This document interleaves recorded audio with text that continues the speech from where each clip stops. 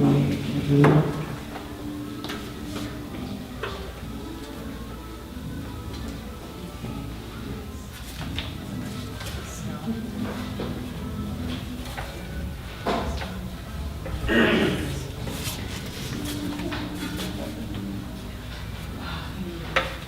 have a hard time doing this.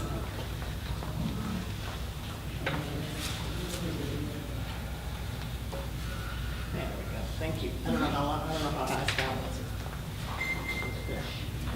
was. Okay, so our next reader, as you all know, is Scott Semegran. Scott lives in Austin, Texas with his wife, 4 kids, 2 cats, and a dog. He graduated from the University of Texas in Austin with a degree in English. He is a writer and a cartoonist. He can also bend metal with his mind, and he runs really fast. He runs really fast if chased by a pack of wolves.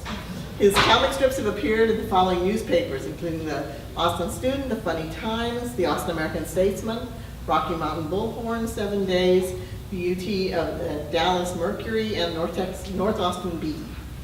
Books by Scott Semegran include Sammie Budgie, the one he'll be reading from tonight, Boys, The Meteoric Rise of Simon Burchwood, The Spectacular Simon Burchwood, Modicum, Mr. Grieves, and more. He is a Kindle best-selling author. Please join me in welcoming Scott Semegran.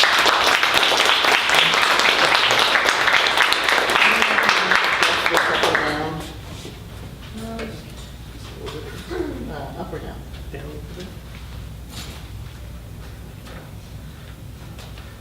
All right, if they play Freebird next door, we can do a sing-along, right? That's right. Maybe.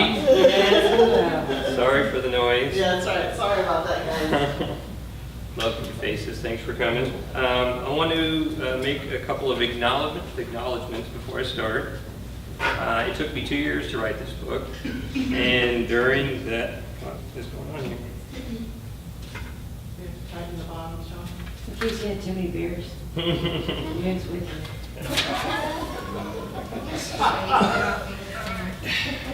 Okay. Still beers. Can you type it? Y'all don't mind?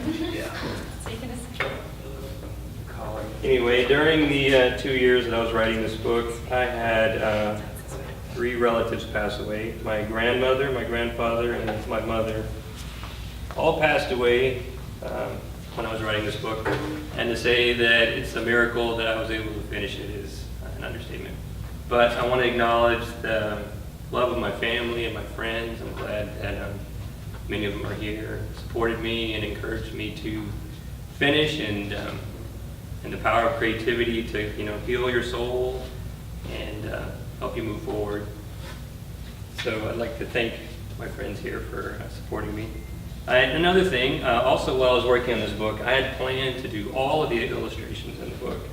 And as I was working on drawings of Sammie, the little boy in the book, I realized pretty quick that I was not talented enough to draw like a 3rd grader. So I asked my daughter, Meteoric, to draw these illustrations for me, and she killed it. She knocked it out of the park. So if you get an opportunity to look at the book, the drawings by the little boy are done by my daughter, Meteoric. So let's give her a round of applause.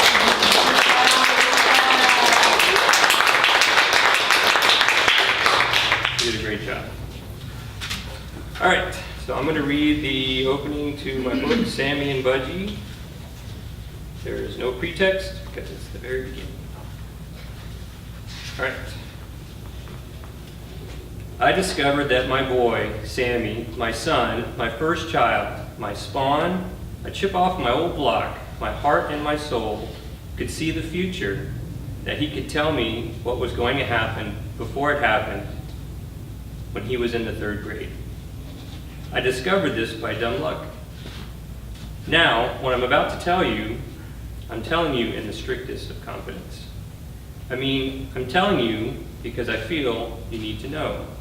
And I just don't go around telling everyone in the goddamn world my business because, well, it's my business. But I like you, and that's all that matters. My boy, Sammie, was considered special by all accounts. Not just special because I learned he could see the future, but special for 2 reasons. One, he went through intensive testing, and was designated as a child with special education needs by the state of Texas. And 2, He's special because I said he's special. A father knows what a father knows, and I knew without a doubt that my boy was special. It's true. Even before Sammie Boy was born, I had a feeling he was special. I call him Sammie Boy all the time, even now, because that's what I like to call him. When he was still living in the cramped efficiency apartment that was his mother's womb, he would kick and punch all over the place in a manner that made me feel like he was communicating with me in some type of fetal Morse code. His mother would always tell me, play our baby some music, because I've read that playing our baby music while it's still in utero helps its intelligence. So I would do that. I'd get a Walkman or iPod or whatever was around. I'd put some classical music on and place the headphones around his mother's overgrown stomach and play the music so loud Sammie Boy could hear it. And whenever I would start the music, he would start kicking and punching all over the place. More punching when he disliked the music, and less punching when he seemed to like it. Whenever I played any pop music, good old Sammie Boy seemed to hate it. He'd start punching and kicking and jabbing and stomping at such a furious rate that I thought he'd bust out of his mother's stomach like one of those hideous alien babies from the Alien movies. I played him all kinds of music to see what he would like. Classical music, rock music, hip-hop music, country music, and even some movie soundtracks. But the type of music that I discovered that he liked the most was jazz music, particularly John Coltrane songs and albums. He loved the shit out of some John Coltrane. All the punching and kicking and stomping and jabbing and headbutting would cease the minute this music started. It really did, especially when I played the album Blue Train. But what really made me aware of the fact that my boy, Sammie, was special was the day I picked him up from elementary school, and he told me his after-school counselor was going to hurt herself in a serious way. I thought that to be a very strange thing for him to say, since Sammie didn't particularly have a malicious bone in his body, but was unsettling even more since my boy wasn't known to tell lies. Outside the school, out in the back where the playground and the basketball court stretched beyond the portable buildings, I watched all the kids run and play while his counselor stood alone, keeping an eye on the children. It was a warm day, and the kids swarmed around the counselor like excited bees circling a sunflower. I knelt next to my boy, placing my hands on his arms, and braced him gently when I said, "What do you mean she'll hurt herself?" Now you have to understand, my boy Sammie was the cutest kid you will ever lay your eyes on, with big round brown eyes and a round face, tousled brown hair that never seemed to keep its style that it started with in the morning, and a smile that would make a serial killer renounce his depravity and perform cartwheels in a field of daisies. Even in this serious situation where I would have to compose myself to find answers, I had to fight the urge to pinch his cheeks and giggle. He was just that cute. "She looks fine to me," I said. Sammie Boy looked over where the counselor stood, his sparkling brown eyes examining her, the lids closing slightly as he peered at her, as if making out what her next move would be. And resolute sadness appeared on his cute little face. "Daddy, can I ask you a question?" he said. "Of course, my boy, you can ask me a question." "Will you be mad at me if I tell you the truth?" "Why would I be mad at you?" I said, firmly gripping his arms, as if to let him know how strongly I felt about expressing my true feelings to him to comfort him. That's what a parent should do, right? A parent should be a rock, like a sturdy thing that a delicate child could count on to protect him, and that's how I felt. I was Sammie's rock. It's true. "You should always tell me the truth, always," I said. "I don't know how I know, but I know my brain is telling me," he said, his head tilting toward his chest, as if heavy from guilt for knowing something I couldn't quite comprehend. He wouldn't look at me. I turned and looked at the counselor, an occasional errant kid running toward her, then around her, using her like a swinging pole. She seemed fine and not in any way in danger or in a position to be seriously hurt by anyone or anything. Sammie wouldn't look at me anymore, his head heavy on the end of his limp neck. He drew imaginary circles on the ground with the tip of his Converse sneaker. I felt really bad for him because he seemed genuinely worried, I could tell. "I think she'll be fine. How about we go get some ice cream on the way home?" "Would you like that?" I stood up, releasing his arms and gently placing my hands on his shoulders. He looked at me, a bigger smile on his face, and I had seen in a while, since the morning at least. Really, Baskin-Robbins? Sure, go get your backpack and tell the counselor goodbye. Okay, he said. He ran across the blacktop toward the counselor, who stood a few feet away from a metal bench that all the kids sat their backpacks on. They were all lined up in a multicolored row of bright pastel colors of the girls' backpacks and deep primary colors of the boys' backpacks. Ponies and unicorns for the girls, Marvel and DC superheroes for the boys. Sammie Boy waved to the counselor as he ran toward her, and a sweet smile slid across her face. I could tell that she really liked my son, with a look of sincere affection on her face, and she hugged him when he embraced her around the waist, waving for her to bring her face towards his. She knelt down, and he whispered something in her ear, something that made her smile even more and then giggle. She patted him on the back and aimed him toward the metal bench where his backpack sat waiting. He slung his Spider-Man backpack over one shoulder and ran back to me. I waved to the counselor, relieved that nothing happened that would hurt her in a serious way, as my boy Sammie said would happen. Sometimes kids say the weirdest things at the weirdest times, and there really is no rhyme or reason to why they say these things. They just do. And what they say is like an involuntary burp that escapes your mouth an hour after lunch, or a silent yet stinky fart that slips out in a meeting. It leaves an impression on people, but it doesn't really mean anything at all. It's true. I held Sammie's little hand and we walked toward my parked car when suddenly he tugged my arm and looked up at me, his little round face pale and gaunt, his smile gone this time. An uneasy feeling then tugged at the bottom of my stomach when I heard all the kids on the playground scream. And when I looked back, saw the counselor on her back, on the ground in front of the metal bench. I let go of Sammie's hand and ran toward the counselor, her body still and motionless in the dirt and grass and pebbles. All the kids on the playground came closer too, but not so close, as if keeping some distance between them and her would alleviate any blame that would come their way.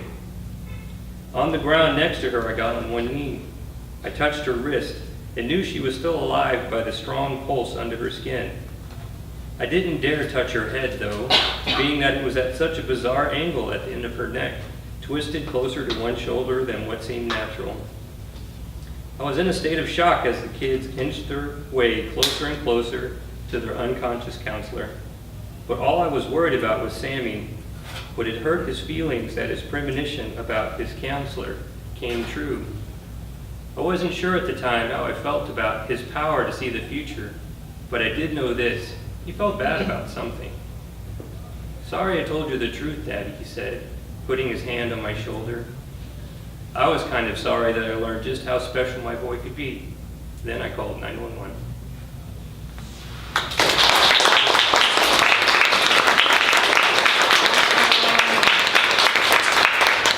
So, time for a little Q&A. Does anybody have any questions for Scott? Is this going to be the last book in the series for Simon Burchwood? Or is it The last one. It's the last one. The first two, Simon's pretty assertive, as you know. And what I wanted to do was really flesh him out into a three-dimensional character. And I felt like the first two books he mentioned his kids, but they were not in the books at all. He talks about them all the time, but they're just not there. So I thought it would be fun to show another side of him and make him a little more three-dimensional. And that's where Sammie Budgie was born. But yeah, this is the last one. Oh,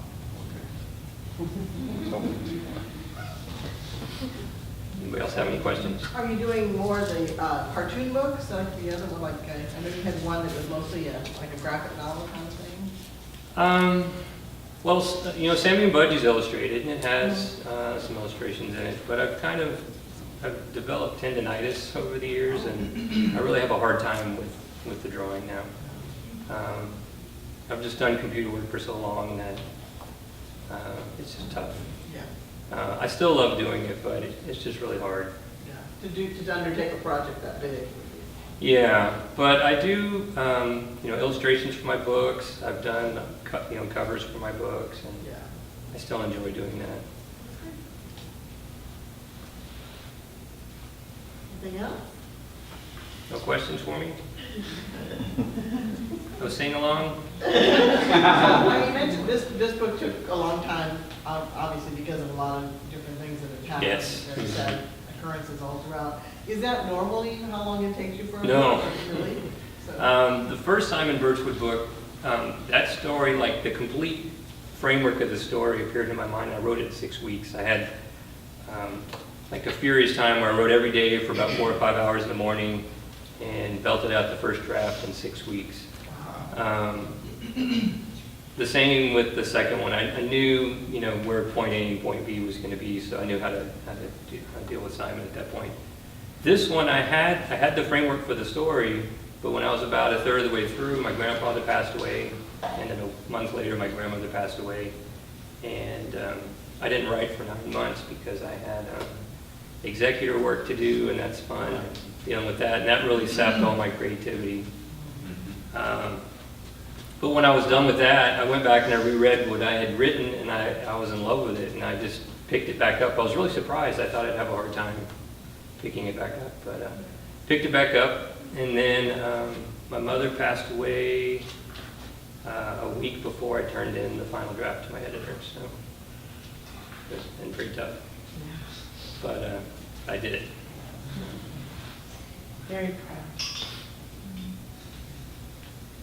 Anybody else have any questions? Yes. Yes, when you write, do you plan out the arc overall and flesh out your characters, or do you just kind of go as it flows, or how do you go about that organization? I do a little of both. So I don't start a story unless I know how it's going to end. If I know how a story is going to end, then I'll try to build a framework for it. And if I see an arc or a roadmap or whatever, however you want to describe it, then I'll do it that way. And then I flesh out the characters just enough to get started. Because once I put on the guise of the narrator, they kind of take on their own life. And then sometimes things happen that I didn't plan for. I might find a turn in the story that's interesting, or something about the character may come up in that creative flow where it's like, oh wow, this, you know, if you're a writer, you know that sometimes you get in the flow of something and all of a sudden these things happen, and then you're like, oh, I'm going to go with that. But I know where I'm going to end the story, and so since I know where I'm going to end, I don't mind taking detours sometimes. I have the points to get there. But I don't like it to be too rigid because I want those surprises to happen, because sometimes you just get this burst of inspiration or something comes up and it's like, oh shit, I didn't think of that before. That's more interesting than what going to that point. Let's go this way. You know, it's kind of like if you're making a long road trip to Los Angeles, right? You look at the map, you're like, okay, I'm going to go this way. But sometimes it's cool to go through Denver, and you know, it's just kind of the same thing. I just don't want too strict of a map. Like to have a little leeway to change it. Anything else? Thank you very much. Thank you guys.